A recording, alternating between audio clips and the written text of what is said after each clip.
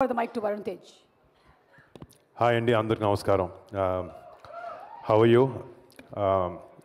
అంటే ఇక్కడ నాకు తెలిసి ఈ సినిమాకి పనిచేసిన వాళ్ళందరిలో బయట నుంచి ఎవరన్నా ఈ సినిమా చూసిందంటే అది నాకు తెలిసి ఫస్ట్ నేనే అనుకుంటా.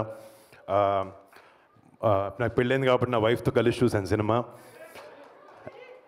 నేను చాలా చాలా చాలా రోజులు సంవత్సరాలు అయింది నేను ఇలాంటి ఒక సినిమా చూసి.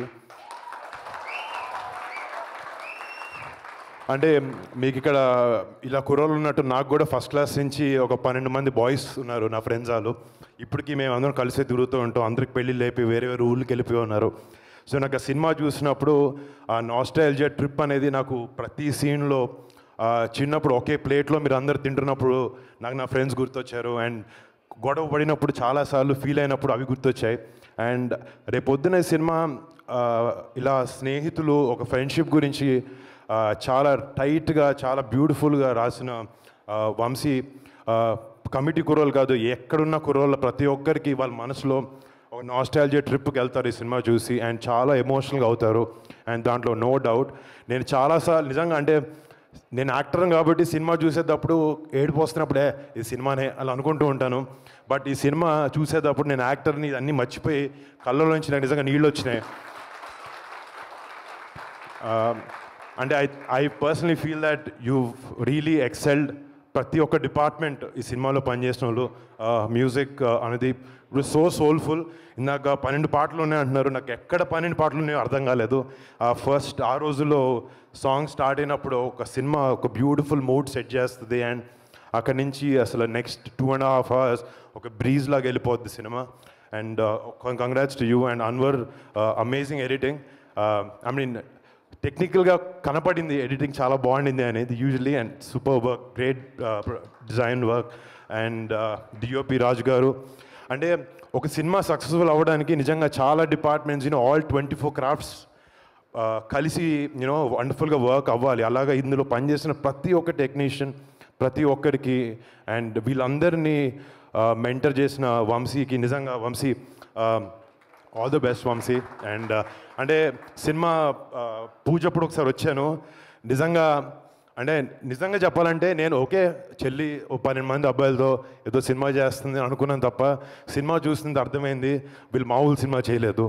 రేపు పొద్దున August 9th థియేటర్లో ఇక్కడ జాతర అని పెట్టారు. రేపు August 9th థియేటర్లో జాతరగా ఉండబోతుంది.